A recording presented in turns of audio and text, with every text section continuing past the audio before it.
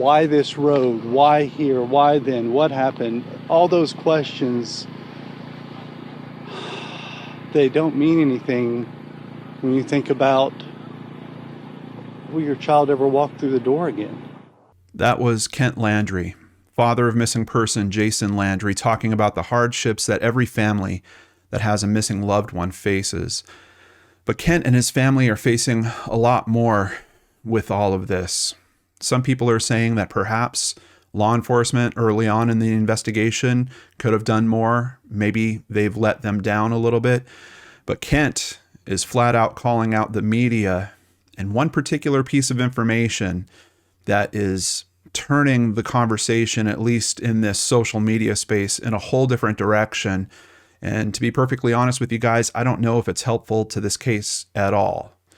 We're going to try to get to the facts here. We're going to go through all the articles as we usually do, but I'm also going to call out some of Kent's concerns as we're going through this stuff as well. And I hope that I could bring some more balanced coverage. We're not looking for a clickbaity title here, because I've got you amazing people. Let's see if we could help this family. It's time to turn on the searchlight for Jason Landry.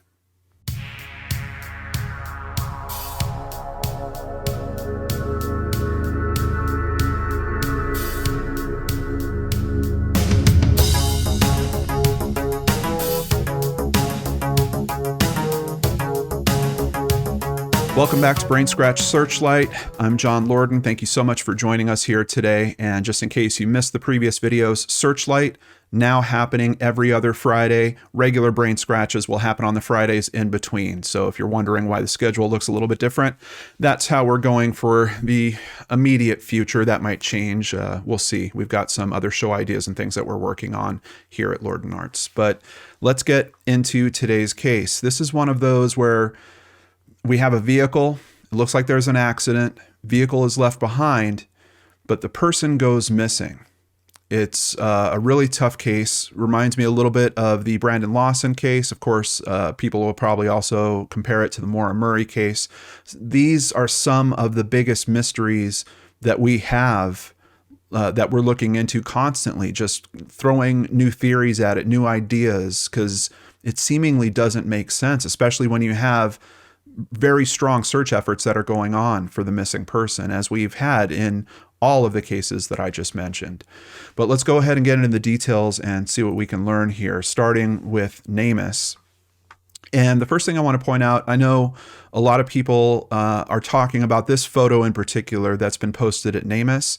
This is the most recent photograph that they were able to find of Jason Landry. And if you compare that photo to even the one that's under me right now, you're going to say, wow, pretty significant difference. Looks like his face has thinned out considerably. He's growing his hair out a little bit longer. He's a college student. And I know a lot of us go through changes when we get to that point in life, and some of us decide to grow our hair out and try different facial hair, all kinds of other stuff. So I just want to point out there is some talk about narcotics around this case. That's one of the points. I don't know if it's really as big of a deal as a lot of people are trying to drive towards. We have to temper the balance of the information and how it lines up with the other existing information. And I just don't see any potential narcotic connection being a very strong one here, but I'm going to present the information to you guys, and we'll let you take it from there in terms of the conversation down in the comments. But Jason David Landry, a white Caucasian male, date of last contact December 13th, 2020, missing from Luling, Texas at the age of 21 years old. He stands at 6'1", weighs around 170 pounds. And date of last contact, they do have it listed as December 13th, pretty late in the day. December 13th is a Sunday, and apparently he goes to drive home from college. He's got about a 3-hour drive or so home. And somehow it seems like he takes maybe a wrong turn or a missed turn and winds up in an area that is off of his path. It's kind of going north when he really should be going east. So a lot of questions around that already. Circumstances of disappearance. Jason's Nissan Altima, which was a 2003, we're going to see a few photos of it as we're going through this today, was found Sunday, December 13th, just outside of Luling. It had been crashed and abandoned on a road. Luling is about 30 minutes away from San Marcos, where Texas State University is located. And Salt Flat Road is the name of the road that his vehicle is found on. One of the other things that's really kind of tough to understand about this case is despite the fact this is a rural area, there seems to be regular enough traffic that they've kind of pinpointed the time frame pretty strongly. They said that someone drove by somewhere around 11:30 that night, did not see the accident. And then you have a volunteer firefighter who's coming back from a call not related to this incident that finds the car, and that happens somewhere around 12:30 a.m. So we've got a pretty tight window of 1 hour, which in terms of having a missing person and having Jason seemingly just disappear from the planet is just mind-boggling. How does it happen? If he would have stayed with the vehicle, I mean, at most he would have waited an hour. And it seems like probably a lot less than that. And there's many other things we have to get to that are really hard to understand about it. Brown hair, they're saying possible beard. And I don't know if they filled that in before they got this photo and then they updated this photo, but we can see it's kind of a goatee that he has in this photo. Brown eyes, does wear glasses, as we're seeing in the photo down below. I don't know if he was wearing them during this drive. I don't know if he wears contact lenses also. For scars or marks, they're saying on his ankle, possibly the right ankle, there's a scar. They're also saying he had a lymph node removed from his neck on the right side, and then he does have some light acne scarring on his face. You could see it just a little bit in this photo here. Clothing and accessories, they don't know. Transportation, we do know about the car. Like I said, we're going to see pictures of it, but they didn't enter it here. For other images and documents, I think they've just got, several photos of him kind of throughout the years. And then a little map photo, but we're going to jump to a map where I'll take you through all the critical areas. Luling, Texas is a city in Caldwell and Guadalupe counties along the San Marcos River. The population as of the 2010 census was 5,411 people. And it looks like there's a lot of space out there. So here, a quick overview of the map. We can see we've got Texas State University just a little north and east of San Antonio. Salt Flat Road, this is the location where the vehicle would be found. And he's heading home. I've heard it referred to as either Siena or Missouri City. I've kind of seen it both ways, but he's basically heading just a little south and west of Houston. As you can see, for the majority of this drive, he's on the 10.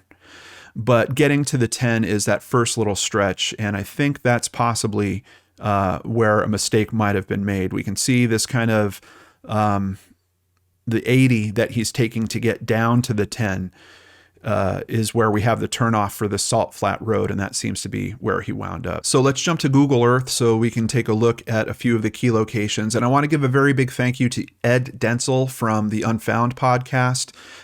He covered this case, and I've seen some other articles kind of refer to a simple mistake that could have happened in this drive, but no one really described it as strongly as Ed.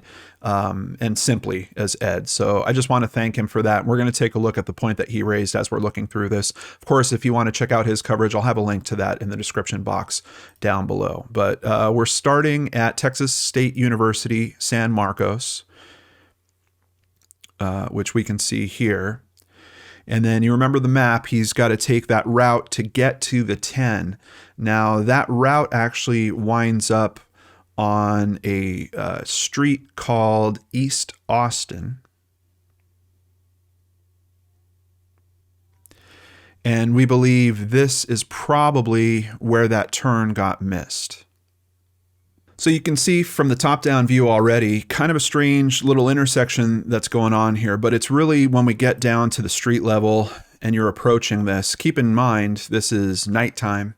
I do see a street light here, so this is a lit area. But this is where he probably should have made a right turn to get to where the 10 is. However, if you continue straight, this road here that you would wind up on, Spruce Avenue, actually eventually leads to Salt Flat Road if you just take this and continue it north. Now, what's interesting about that, and another thing that people talk about, a lot of people are wondering, was he under the influence of something? And that could be anything. But on this drive, it's not exactly a straight drive from there. You can see there is a lot of straight, but there's also some very curvy roads that happen right in the middle of it. He cleared all this. He got through this no problem. What's interesting is close to the accident scene, it once again straightens out, and really there are no very serious turns at this point. And that brings us to the actual scene of the accident here. So what we do notice is this is a gravel road at this point. The pavement stops a couple miles back from here. And I don't know, some people might say, was that an indicator to him that maybe he was going the wrong direction? According to some of the articles, his father is assuming that this might have been a navigation error, that he might be using Waze, and perhaps for some reason it gave him the wrong instructions, or something along those lines happened. I haven't had personally such a critical failure with Waze. What I have had personally as a critical failure is me assuming that I know where I'm going and either not having the volume for Waze turned up high enough or not having it in my view to actually keep tabs on the directions that I should be using. So it could be that we possibly have something like that happening, but he does wind up out here, and we have some photos. There's a video that I'll have also in the links down below, which does show the scene of the accident, kind of how it looks around the time. This is the car, and you can see it's a pretty serious accident. And one of the things I was really confused about when I first started looking into this case was the back end of the car taking so much damage. Does look like the rear window was broken, I believe, on the initial impact. But unfortunately, we don't have a strong shot of the front of the car, but I can see the front of the car took a considerable amount of damage as well. Driver's side mirror is missing. We can see there's some scraping that's happening close to the front of the driver's door.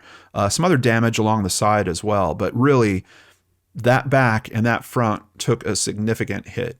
And we're going to find some reasonable explanations for that. But I got to tell you guys, when I first saw this, I was like, it seems like a multi-car accident. Even if he drives off the road and he hits a tree, what hits him? You know, I mean, if he hits the tree on the front here, what comes up behind him and hits the back? We're going to get a better explanation to understand that. But there's also a video I'll have down below that shows the area. There's a reporter that got out there just within a few days. As a matter of fact, she's noting in this video that the tracks are still fresh. Still tire marks leading all the way over here to this tree that Jason hit.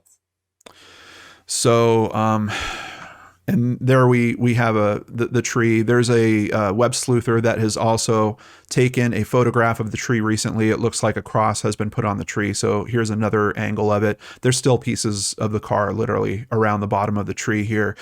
We can see, I don't know if it's a branch from that tree, but there's a piece of wood that has just been completely shattered here. It might be possibly an old post for this barbed wire fence, or it might just be a branch, but it took a pretty decent amount of force to just to snap it in that manner. So what do the articles say? Let's start at the beginning. Texas State student still missing. Vehicle found off Salt Flat Road in Luling. This is from December 14th, 2020. Jason Landry has been missing after a single car accident. So the news from the press right off the bat, no signs that there's another car involved in this. And despite when I first started looking at this and seeing that picture, me thinking, oh my God, there has to be another vehicle here, I zoomed in on this all kinds of different ways. And what I noticed was I'm not seeing anything that I would consider paint transfer, particularly on the rear here. And I'm seeing a very interesting shape right here, which I believe is where the trunk made direct contact with that tree, and the tree left its shape basically in what would be the spoiler on the trunk. Some people do think that the scraping up here on the side here could be some type of paint transfer. I haven't seen a good enough picture to say if that's true or not, but seeing white marks on this kind of color of a car when it's been scraped against wood, I can't necessarily say that that would be paint transfer. And I'd like to think that the authorities would have noted something like that and we would have had that come out in the media. We've had nothing like that. They've been very strong about the fact they believe this is a single car accident. Troopers found that the car had been involved in a crash, but there was no driver around. The vehicle seemed to have gone off the roadway and struck something. Continuing at kxan.com. Some people have asked, could it be possible Jason could be hiding or scared because he wrecked the car, his father Kent said. I can't imagine that would be true. Kent has a message for his son. If it is true, don't worry about that. The car is just a stupid car. We love you. Call someone, call the police, come home. We just want you home. It's kind of hard for me to believe that that would be going on, that he was afraid of, the damage that he had done to the car. This is a 2003 car. I mean, we're coming up on it being 20 years old. I'm sure the blue book on it is only maybe a few $1,000s. I don't think this is that type of thing. Now, another consideration is if he was under the influence of something, could he be afraid of being caught on that? And that seems to be a frequent occurrence in cases that kind of look like this. Vehicle is found, person is missing, but the next day they find the person at home, and they, kind of come to the assumption that they were probably driving under the influence and didn't want to be caught at the time. Even locals have been looking for Jason. It's thousands of acres, and today I'm searching as close to the roads as possible, neighbor Stuart Carter said. Sergeant Dion Cockrell with Texas DPS said they're concentrating on particular areas in their search. We're still concentrating on areas like the creeks and the water, Cockrell said. But as of right now, we haven't found him. And here we are over a month later, we still haven't found him. Just doing a quick look at the map you can see we've got sprinkled kind of water sources, a lot of ponds in this area. I know they've drained one pond in particular close to the accident area already, but there are a lot of water sources out here. Another very unfortunate aspect is, despite what you think of Texas, they were kind of having a cold snap at this point, and the weather there pretty tough. Minimum temperature 49 degrees. And of course, anytime you get under 70 degrees, hypothermia becomes a very real factor. So that's something that we're very concerned of with this case as well. Jumping over to Fox 7, the search for Jason Landry increased in size and urgency on Tuesday. Teams made up of local authorities as well as Equisearch. I don't know why, but I always feel a little bit better about the world whenever I hear of Texas Equusearch helping in these efforts. They focused on a remote area northeast of Luling, much of it around a large oil field that dates back to the 1920s. This is another thing. We've got a lot of different kind of rural industries that I'm seeing out there, a lot of what look like farmhouses or treatment plants of some kind. I'm worried about, the potential for those types of environments to come into play with a case like this, because especially in the middle of the night, if he's hurt in this accident, looking towards the next source of light, let's say, to try to find some help, he might have come across an industrial service out there. It's actually kind of more likely that he would have come across an industrial service rather than a home. There are a few homes in that area. The few that are closest to the accident, from what I'm seeing, are deserted or not occupied most of the year at a minimum.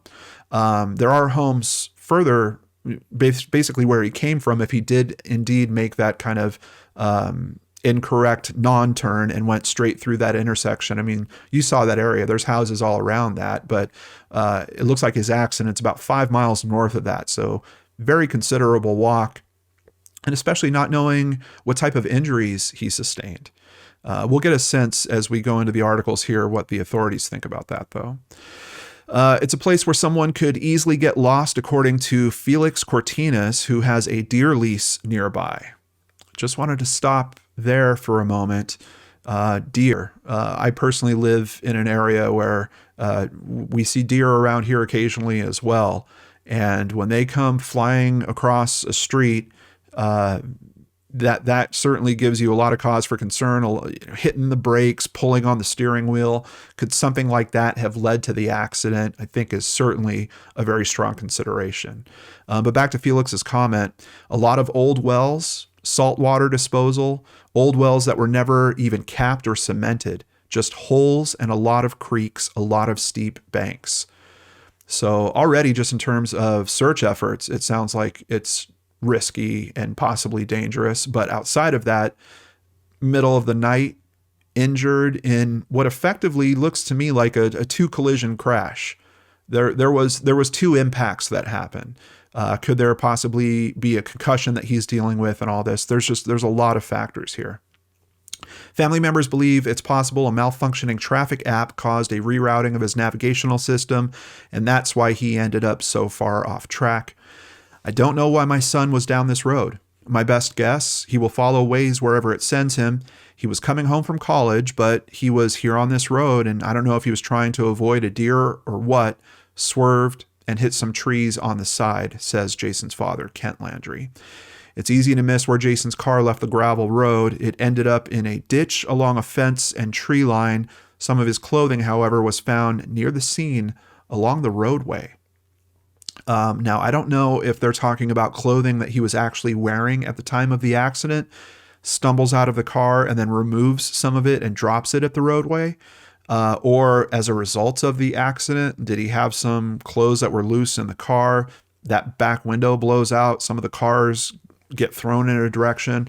We really have no detail in terms of any of that, but we do know some clothing found along the roadway. We're going to hear there's some other items found as well. We know he got out of the crash okay and was walking back this way, and that's the last we know for sure, said Kent Landry.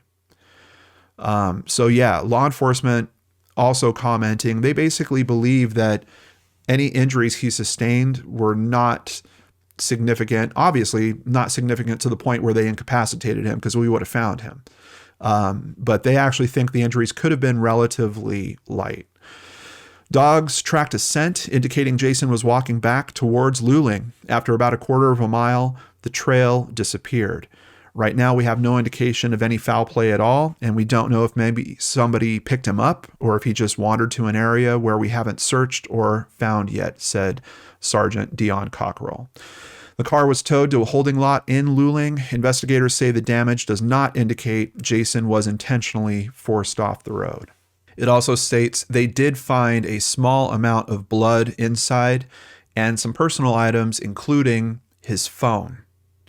Now, that's a very strange aspect, but we've got so many considerations when it comes to this case. It's like the simple things that you would assume just aren't always at play. If I'm in an accident, first item I'm looking for is my phone. I mean, before I'm even getting out of the vehicle, where is that phone? I need to call someone. I need to call for help. I need to have it. Even if I'm considering leaving the vehicle, of course, is my phone in service? If it's not in service, let me bring it, because it's likely to be in service before I find someone. But for some reason, the phone gets left behind. Now consider this. In a collision like that, hit a tree, spun, hit another tree. That phone, if it was in a cup holder or something, probably went flying. Could have wound up under a seat. I mean, who knows where? It could have been a bit more difficult to find than we're assuming. But the keys also left behind. So phone and keys left in the car. Very strange. And by one report in particular, they're also saying that the car was left locked. I don't know if that particular model of Altima has some type of auto locking feature. I know some cars have certain parts of the door that you touch and that will lock the doors inside. I don't know if it has any features like that. I would think probably not for a 2003. So kind of an interesting thought that for some reason the car is locked. Not to mention the back of the window looks like it was blown out in the accident. Admittedly, that could have been something that was done in the effort of them removing the vehicle from where it was. I don't know if they would have just like smashed the back window like that for no reason though. And the amount of force that I'm seeing in that photo that caused that damage to that trunk in that manner, I think was probably enough to smash that window. I think what probably happened is the trunk taking all that force dislodged from its area and could have moved towards the window until the window broke. That would just be my guess. But car being locked, I don't know. Whatever this car went through, it was significant. And I'm kind of surprised at the assumption that outside of the fact, like I said, if he was severely incapacitated, they would have found him. I'm kind of surprised they're saying, well, he definitely survived this. He walked away on his own, and we just don't know what happened from there. They've had helicopters and drones out there, said his father, Kent. They have water team out right now today. They're investigating all the ponds and the rivers and the creeks around here. There are horse teams. There are dog teams. They found some scents and are trying to make sense out of it. There are no lights out here. It's cows and oil, grasshoppers and a few scattered homes, and it's very dark. Was he going around the curve? Was he not paying attention, said Kent. I mean, none of it makes sense, so all you can do is hope and pray. There's another very simple explanation. He might have been exhausted. I'm sure he had just come through finals and took on that drive late at night, maybe fell asleep, maybe got lulled to sleep on this dark road, seemingly out in the middle of nowhere. He also thinks it's possible his son could have suffered from some type of concussion in the crash. I think that I would almost make that an assumption, just seeing what happened in that crash. I think even with an airbag deploying, first of all, it looks like the majority of the damage is to the rear, and we're going to hear an explanation from law enforcement. They do believe the back of the car hit a tree first. So airbag really not going to help for the force of the back, all the force that's coming behind you essentially as you're rolling towards an immovable force like a tree and hitting it. Then the car kind of spinning in a different direction and then taking it to the front. So you've got what I consider two pretty significant points of impact, two opportunities for his head to really have been put into some extreme motions. And I think the thought that there's a concussion is more of a probability than just a likelihood. Without a question, said Kent, because the car actually ended up going sideways and hitting trees on the driver's side. There's no side impact airbags on his car. It's an old car. So Kent is basically agreeing with that. I mean, I think with the multiple hits, that's got to be a very serious consideration. I don't think the side impacts are as bad as Kent seems to believe. There's not any significant damage that like a side airbag deploying would help that I can see from here. I mean, possibly this one up here, I wish we had photos of the actual scene when the car was actually there. The tree could have been right into the side of this. So yes, if the car was literally spinning, like doing a 360 coming off the force of the initial hit on the back and then being stopped with a tree that hits it in the side right there, yeah, side impact bag could have been helpful there. And we are hearing they found a little bit of blood in the car. I'd be curious to know, was that blood in this direction? Was it on this door at all? Or was it forward? Was it, towards the steering wheel? But unfortunately, we don't have that level of detail. So as I was saying, law enforcement, pretty clear with what they think happened. The car got off the road and spun around, and the back driver's side trunk, bumper, and the side of the car took most of the impact. So Cockrell's also saying, I think that impact on the front, I wish we had a better picture of it, but it does look like the front quarter panel basically took a direct side shot based on what Cockrell's saying here as well.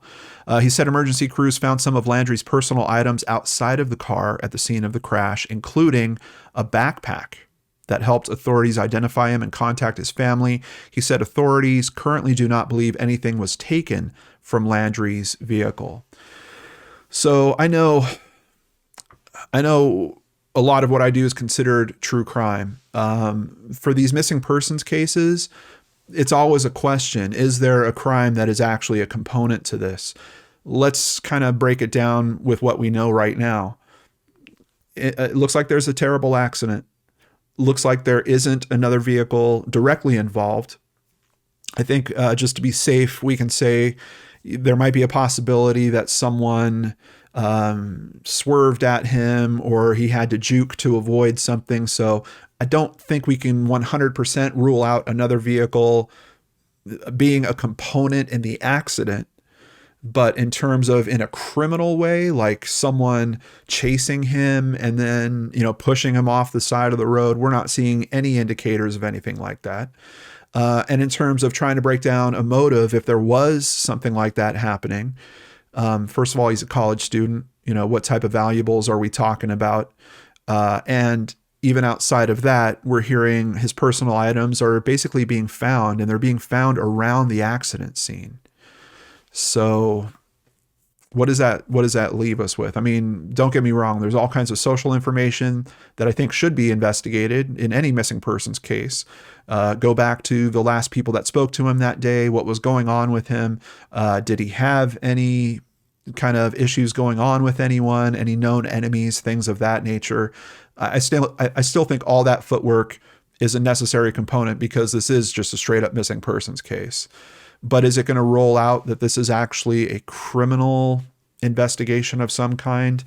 Very tough to say with a case of this nature. Cockrell said that searchers were in the process of draining a pond near the area. We don't know if he got out alive or he walked it out, Cockrell said. We're still actively searching at this time. Kent said that the pond was drained, and from the best they can tell, Jason is not in there. They are bringing teams to thoroughly examine it and are trying to figure out why the search dogs all led to the pond. So it sounds like they had several search dogs take them to that particular location. And I do believe that they were tracking his scent from an area close to the accident scene. This wound up being, I think it was about 900 feet, if I recall correctly, south of where the accident scene is. There were some challenges with the pond because essentially the bottom of it is just muck. So it's one of those things where, yes, it's been searched. They're fairly certain he's not in there, but you have to leave a little room of that possibility just because of the nature of where they're searching. This also notes DNA samples will also be taken from Jason's car. So it seems to me that the investigation is at least considering the possibility or trying to rule out the possibility that it wasn't Jason that was driving at all. Maybe it was someone else that was indeed driving.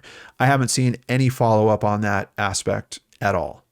I just, could another DNA sample be in his car? He's a college student. I think there's a pretty high possibility that there would be other DNA samples. I don't know if they're talking about the blood in particular, which kind of seems logical to me. And I've seen other people in conversation threads talking about this case, kind of under the assumption that it's the blood that they're talking about.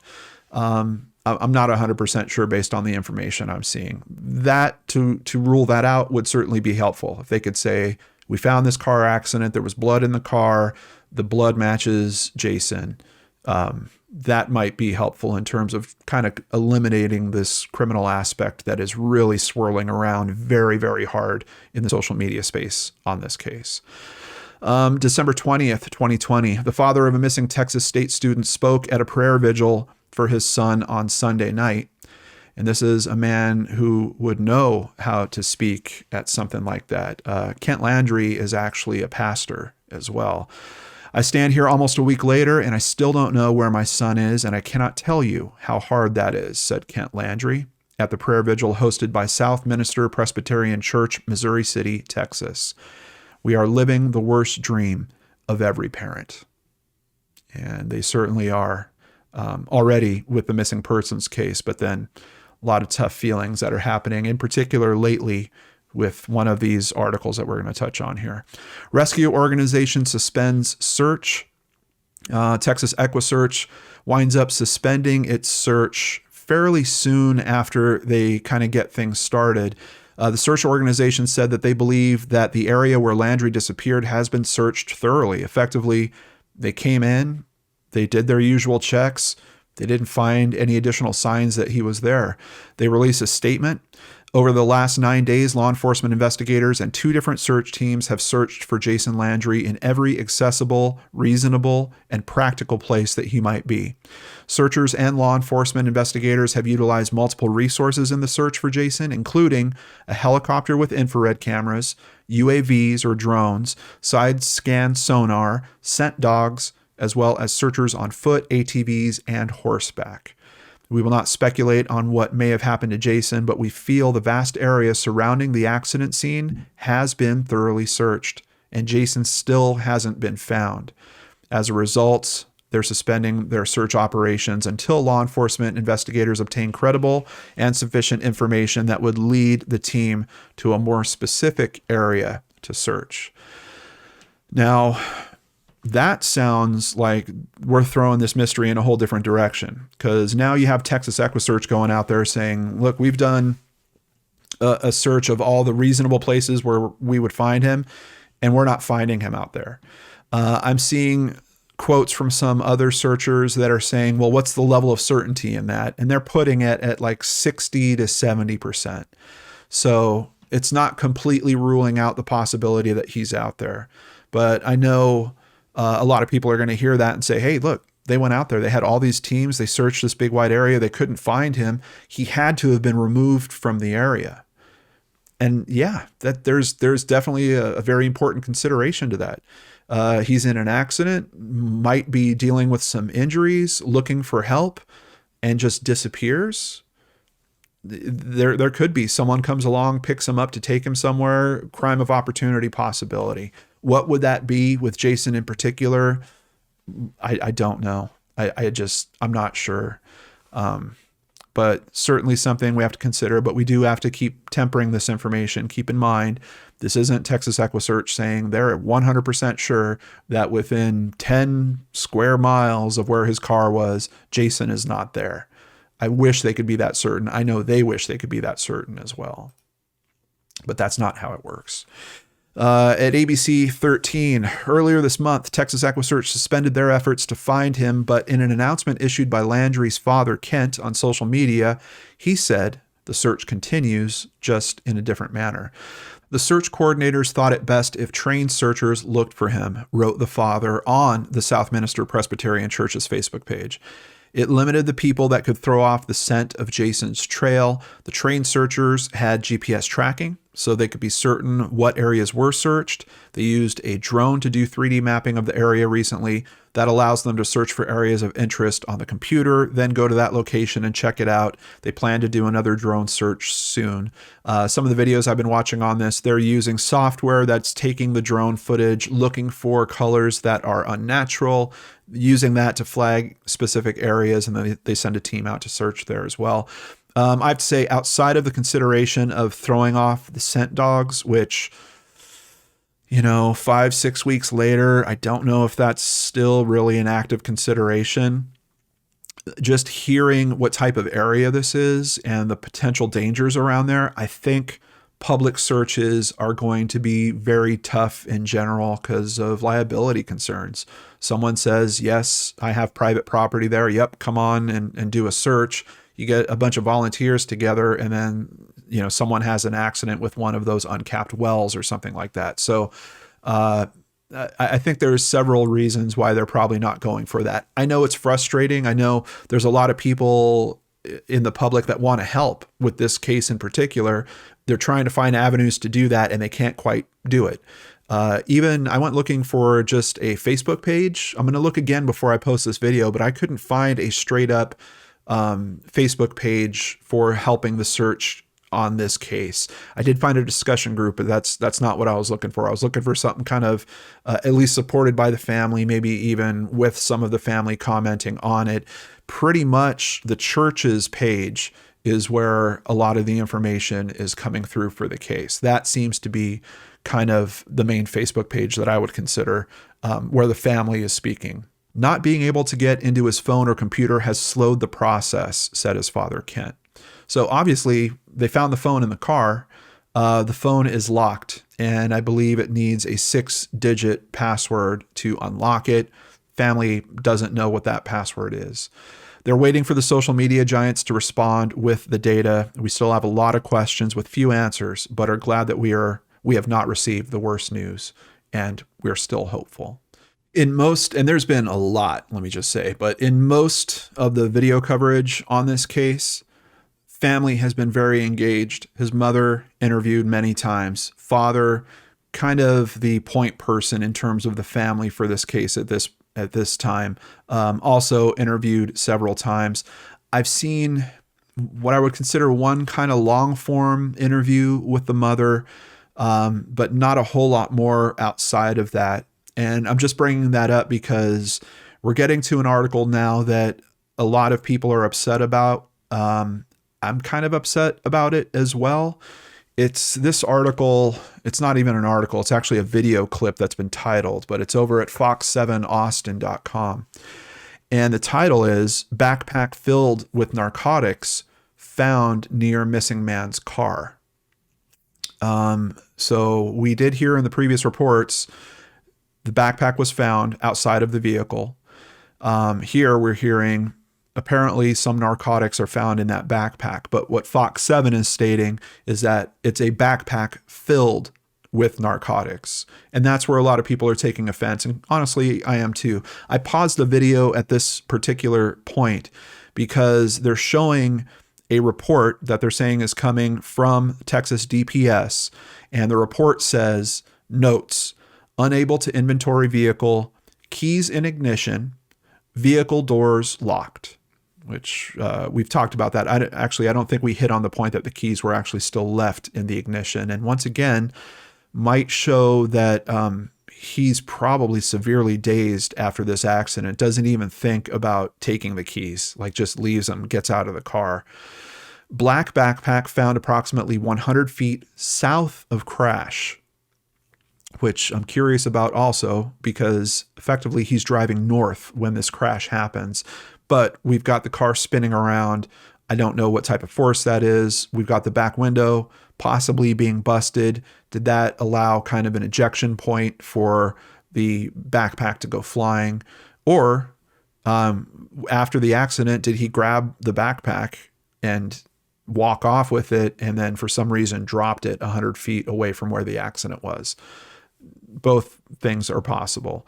But the black backpack was found approximately 100 feet south of the crash location on road, which contained narcotics and wallet suspected to belong to driver of vehicle. So if it had his wallet, which we've heard from the previous news stories, that's kind of how they identified Jason's, and it was Jason's car, is by finding his wallet. Well, they actually didn't find his wallet. Some of the early news stories, and I didn't even include them in this because I found them to be inaccurate, they were stating that the wallet was found in the car. It was kind of found with the car. It was found outside of it, but it was actually found in the backpack with whatever narcotics. But just to point out the big thing that people are upset about, very different to have the quote actually be the black backpack contained narcotics, which means maybe there was, a pill bottle, maybe there was some marijuana. I really don't know. And that's another whole aspect. People are arguing about cops wouldn't say narcotics for marijuana. Well, in Texas, marijuana is still illegal. And then there's, in the Websleuths thread in particular, there's people jumping in there. I've got this expertise. No, cops wouldn't phrase it that way. Other people saying, I'm in law enforcement or my family's in law enforcement. Yes, they would actually note it that way. I don't think we find a conclusive answer to that. But this report, which by the way, like this screenshot of the report, it looks to me like this is something that was typed up on a cell phone. I don't know if this is even accurate. I don't know if this is a real screenshot of the report. I kind of doubt it, except for these codes down here. I did run some of these codes, and an HQ 109 is actually the type of form that this is. That is the Texas DPS form for inventory of seized property. But admittedly, for them making this news story, they might have had someone punch this up and they just included all that stuff down there. If you're going to release information like this, release the source. Just release a copy of the form. If it needs to be redacted, redact some of the information and release it. I don't know. It's upsetting that this is obviously a clickbait title, backpack filled with narcotics. I mean, you don't even need to know what case it is. If you're interested in true crime, that's going to grab your attention. But this case, it just, at least from what I'm seeing from the information that's available, it doesn't seem fair to try to peg it as some type of narcotics involved criminal activity that led to him being rammed off the road. And then, thugs went and grabbed him out of the car. And I'm seeing that aspect because of this particular article just swirling in social media circles. Just people are not letting it go. And that, of course, is a point that the family is very upset about. So over on the Southminster Presbyterian Church site, on January 5th, his father Kent issues a message. It's come to my attention that some media sources are claiming that Jason's backpack was found at the scene was filled with narcotics. I believe that nothing could be farther from the truth. And more to the point, nothing could be more hurtful to Jason or his character. Jason was a typical college student who was coming home to see friends and family, and we're still waiting for him to come home after 23 days. Before I continue, to be fair, Kent is also making a comment in this video clip where he's saying he wouldn't necessarily be surprised that a college student and they find drugs in their backpack. Is that necessarily surprising? So it seems like there's a little bit of a change in his perspective on this, that happened from the point where he was interviewed in this video clip to him writing about this. From my perspective, just to put it out there, I don't think that this hurts Jason's character in the least. I don't think that this is a very important component to what is going on with this case. I could be wrong. But the level of attention that I see it getting compared to the information that we have about the logistics of what we know about this case, way out of whack, like way, way, way out of whack. I love the true crime community. I love the people that are out there trying to help, but there's a line where if you let yourself start creating fiction about the event and then posting that fiction and saying, isn't this a possibility to other people? I mean, yes, everything's possible. We could say Bigfoot came and dragged Jason away. You've got to balance it with the information that you actually have, with the known facts. And then we're kind of playing the numbers to figure out what's really happened in that case, what's most likely, not what are these outside left field coming from, the back of the stands chances.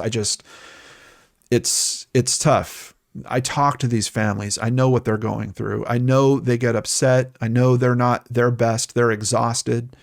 They're frustrated and hurting.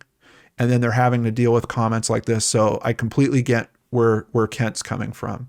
That being said, I wouldn't be surprised if there was something in Jason's bag. And I don't think that makes him any less of a person at all.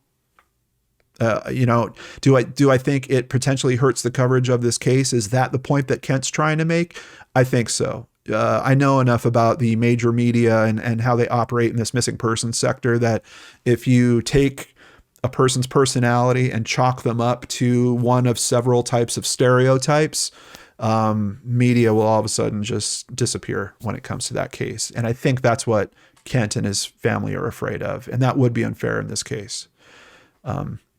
So he goes on to say, I have been given Jason's backpack, and I can tell you that it was what it was actually filled with. His laptop, contacts, some of his toiletries, and all of his PlayStation gaming gear. You see, Jason had already made plans to meet with friends online and play some games together over the break. Jason's backpack had all those personal items and his PlayStation, controllers, headsets, and accessories. Being a gamer myself, and a backpack user, I know, hey, John, you're in your 40s. I know, I like backpacks. I just have my whole life. Thinking of a backpack that has my laptop, my game console, my controllers, my headphones, my gaming gear, and then some personal effects in it. That's not a backpack. Even if I was going to be transporting a significant amount of drugs, I'm not going to do it in that bag. Even if we go down the train of thought that so many people are going down, he drove out there because it was some kind of drug buy, or it was a pickup, or it was a drop off, or is it going to be in that bag that all my valuables, my real valuables? Think about this. 21-year-old college kid. How important is your laptop? How important is your PlayStation? He's bringing it home with him.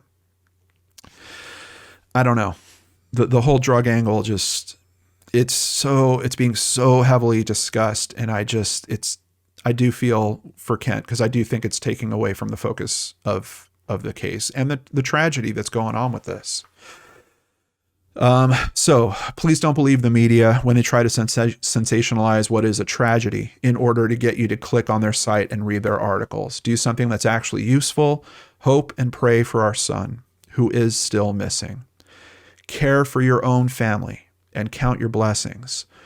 If you don't know how or what to pray for, I invite you to join me in my daily prayer. And so people know, Kent is doing his sermons through this Facebook page. So I'm going to have a link to that down below as well. He is also commenting on the case here or there. So if you want to participate in one of those sermons, it's just a click at right below the video here. And I just want to say at this point, part of the reason why I talked about the interviews that I saw around this case, Kent, if you want to be interviewed in a format where you're not going to be clipped down to little sound bites and made part of some other overarching conversation, I'll give you all the runway that you want. If you want to talk about this case for 30 minutes, if you want to talk about it for 60 minutes, whatever different aspects that you think need to be touched on, we can make sure that that is done in a way where it's your words that are telling the story, not your words being clipped up and moved together and added to, a reporter's analysis and all this other stuff. Just to make sure there are channels out there, and not just myself, but in this social media space where we're looking to help people that are in the same shoes that you're in. And we'll do anything we can to help you guys. So please, it is terrible. I do think that was a clickbait title. I don't think that it's necessarily fair information. Is there something else about that information that could be helpful to this case? I can't find it outside of these kind of ideas that I think are just coming from, watching too much television or reading too many crime novels or something. I don't see some aspect to this that the narcotics are leading to a criminal integration with what's going on in this case. This looks like a terrible accident and a giant mystery of where is Jason, and the even bigger question of how do we help find him? If this is one of those cases where Jason is out there waiting to be found, how can we get the efforts? How can we get the resources? How do we make that happen? Is it a case of more social information being needed? Is there something from college that followed him to this location? Is there a possibility someone else was in the car? Those are all things that I think absolutely should be investigated. And thankfully, seems like there are some legs of the investigation kind of stepping in that direction. Let's go ahead and jump to that now. I think I've beat up on the Fox 7 article enough. And I know some of you out there might say, hey, no, John, there's a big aspect to this narcotics thing. Let's talk about it in the comments down below. I'm not closing my mind to it. I could just tell you, I went through everything in terms of the Reddit article. I found the Reddit thread, the Websleuths thread, the amount of focus and fiction around that aspect, or I think it's a little unfair to call it fiction, but unsubstantiated, unbacked theories, not strong, I think is just the best thing. That's why I keep wanting to refer to it as left field theories. The amount of focus on that is way too strong, way too strong. There's other stuff going on in this case. We're going to learn about that right now. Over at crimeonline.com, Caldwell County Sheriff Sergeant William Miller told Crime Online that investigators were not immediately concerned about Landry's safety just after the discovery of his vehicle because of how frequently police receive reports of abandoned cars in the remote area of Central Texas. So keep in mind, this is something they see kind of frequently, and kind of like that situation I explained earlier, the next day the person winds back up at home. They're really not sure what happened. They don't have a great story. Of course, you can't get their blood alcohol content at that point. That happens all the time, Miller said. Much more often than not, the owner will reclaim the vehicle after a day or two, having left it to seek help for car trouble or, in some cases, because they got into a DUI crash and did not want to call police to the scene. Miller reiterated earlier police statements that there is no indication alcohol or drugs contributed to Landry's wreck. So once again, for that theory that I just harped on for probably too long, we've got someone actually working the case here saying, look, specifically, there's no indication that alcohol or drugs contributed to his wreck. Late last week, Miller said Texas DPS turned over the missing persons investigation to the Caldwell County Sheriff's Office while DPS focused on the crash investigation. Really happy to hear about this. For them to split effort like that, I'm sad to also hear about it because it leads me to believe that the missing persons investigation kind of hit the back burner at the start there, and now they're having to play catch up. There were certain things that weren't done in the first hours after the discovery of Landry's abandoned car, Miller said. We weren't conducting a true missing persons investigation. And that is wildly unfortunate. With that investigation now in the hands of the Caldwell County Sheriff, we are more focused on where was he, what was he doing before he vanished, Miller said. He said his department has been working around the clock to reach friends and associates of Landry's who may have been in communication with him around the time of his disappearance. Miller also said investigators are working to confirm Landry's cell phone carrier and determine whether he would have had signal at the site of the crash, which the sergeant described as some real back country. Really good question. I'm glad that they're looking at that aspect of it as well. I'll just go back to my point. In that crash, phone could have been easily lost. I don't know if having signal out there after the crash is really all that important because I think he probably didn't know where his phone is. But it could be that Miller, he's got way better information than I do. He might know that, no, the cell phone was actually found on the passenger seat. It was just sitting there. So he's got much stronger information to conduct his investigation on than, some guy trying to share this information with you on YouTube. Back over to another article from crimeonline.com. Detectives are chasing digital footprints to determine what happened to Landry. Miller said that his department is focusing on Landry's digital footprint and his cell phone, which was returned to his family, along with additional personal belongings that were not initially processed as evidence by the Texas DPS or state police. So once again, just kind of calling out, they didn't treat this as kind of a straight up missing persons investigation. They really treated it like, oh, this is just a car accident. Oh, by the way, here's the stuff we found with the car and we'll get it towed to an impound lot or something. Then after the fact, now you've got someone that is looking at this as a missing persons case and they're like, well, where's all the stuff? Where are those personal belongings? We need to process those items.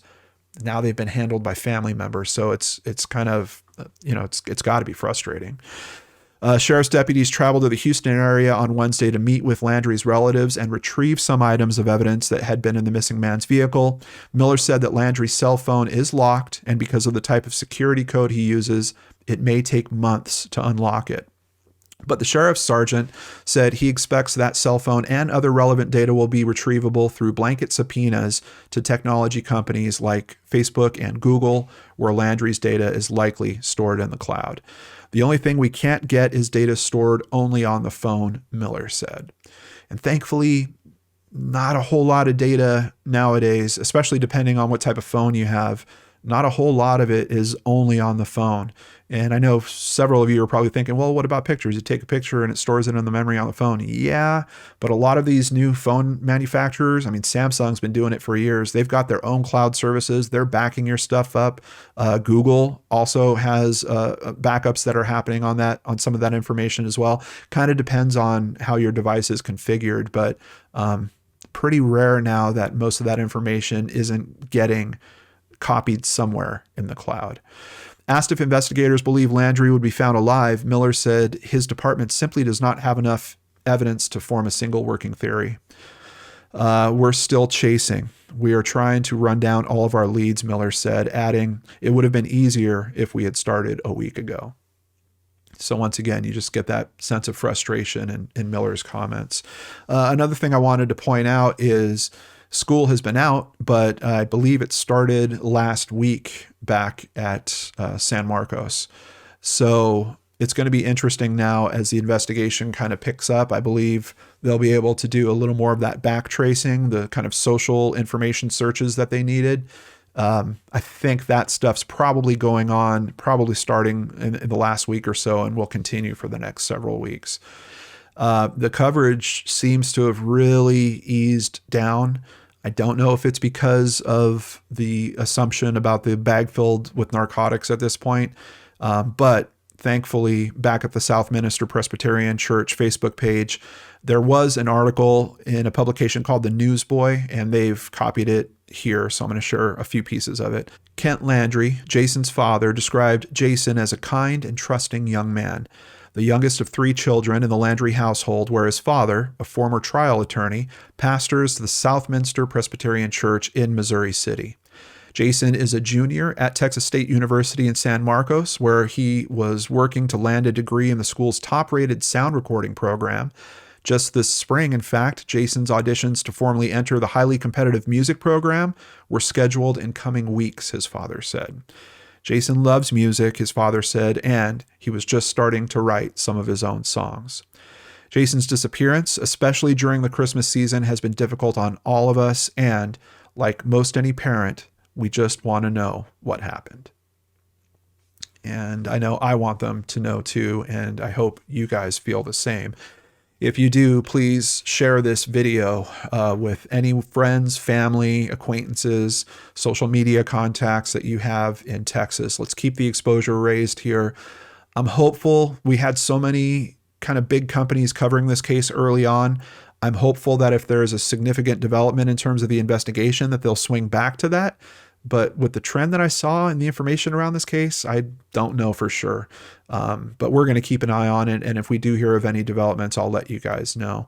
Once again, to Jason's family, we're very, very heartbroken for what you guys are going through. We're here to help in any way that we can. I don't know if you guys have fundraisers or events coming up, or Kent, if you just want to take me up on that offer of the open-ended interview, you can contact me at john@lordenarts.com. We'll certainly do everything we can to help you, me and my team here, and of course, this wonderful community of people that care. In the description box below, you're going to find several more links for conversation threads happening at Reddit, 2 threads that are happening at Websleuths, and I just wanted to take a minute to go over this particular post by Luling Resident 6, who's been very helpful, someone that lives close to the area, in terms of giving us insight into that particular area and things that might have happened around this case. I live about 1.5 miles from where this happened. There is no real ditch on this road. I also noticed that when I was looking at the footage and then looking at the landscape for myself, there is a grassy shoulder, and because these roads are basically one lane, people use the grassy shoulder to pass someone coming the other direction. I think there's just an important consideration there in terms of that possibility. What if someone was hauling, come in the opposite direction, and he had to pull out of their way? It's a possibility. Number 2, it is pitch black on that road at night. That said, there are gas burn-off flares, and if he walked far enough back towards Luling, there are houses close to the road that have lights. Number 3, hard to imagine that he was too impaired prior to the accident, considering he was able to get quite a ways down Salt Flat Road and navigated some very sharp curves on the way. Of course, we looked at those on the map. Where he wrecked was actually on a pretty straight part of the road. Number 4, there are a ton of deer out here, and especially in that area. If someone swerves to miss a deer, they could easily have the type of accident that he had. Number 5, there are roads that come off of Salt Flat Road near where that accident occurred, but many of them lead into oil fields with no residents. He may have taken one of those and gotten turned around way out in the middle of some pasture, but considering all the searching they did, I assume they would have found something. Number 6, the 2 abandoned houses closest to the accident site are falling apart and appear completely abandoned. Number 7, the backpack very well could have been in the roadway, but off to the side of the gravel road and in the grass. Yeah, it seemed like another big point of contention. People were concerned about the term roadway, that the backpack was found in the roadway. So that is where we end with this case. Another big thank you to Ed Denzel. And remember, I'll have a link to his episode of Unfound Now about this case, so you can continue diving in with him just as soon as we're done here. I also wanted to thank Texas Equusearch, and on behalf of, once again, I'm so moved by how quickly they act in these cases, how much they try to help, the efforts that they exert. I and my wonderful supporters via PayPal and Patreon, we're making a donation to Texas Equusearch just as soon as I'm done recording today's episode. So I don't know, brain scratchers. This is one of those where I'm not convinced there's a criminal element. I know that some of you out there are going to see parts of this information and say, John, what about this? John, what about that? I hear you. I know that there's enough where we have to keep those considerations in play. But for the information that we have, it's really leaning towards what his father's saying. This is a tragic event that they just don't know the outcome of yet, because we don't know where Jason is. My big fear is that it's a compounded event, which it sounds like an impossibility. Could lightning have really struck twice? Him to be in a terrible accident, go walking away from that, and then stumble into another terrible situation, being picked up by someone that for some reason saw an opportunity. I don't know how strong that possibility is. That's one of the things that I'm most concerned about, far more than any potential, he was going out there to meet someone. He was dropping something off, picking something up. I'm not seeing that possibility with the information I'm not seeing it as a strong possibility with the information that's been presented. I want to give a very big thank you to some of the supporters here on the channel for donating through PayPal. Big thank you to Jennifer Dixon. Big thank you to Angela Welch-Sola. And finally, a big thank you to Sandy Reed. If you'd like to support the channel, please visit lordandarts.com, where you can sign up for Patreon, sign up for PayPal, or buy merchandise. All of it helps keep us here trying to help these families in these bad situations on a format where quite frequently many of our episodes are getting demonetized. Even if we can run ads, we never run them in the middle of the episodes because we want your help. So we're going to try to take out all those pain points and make sure it's as easy for you to get the information as possible. We can't do that without your help. So if you'd like to support the channel, please do so. And a big thank you to everyone that does. Take care, everyone. Have a good weekend. If you have children, squeeze them a little tighter this weekend. I know Kent would certainly understand and appreciate that. And we will be back on Monday with a brand new episode of Case Cracked right here on the Lord and Arts channel.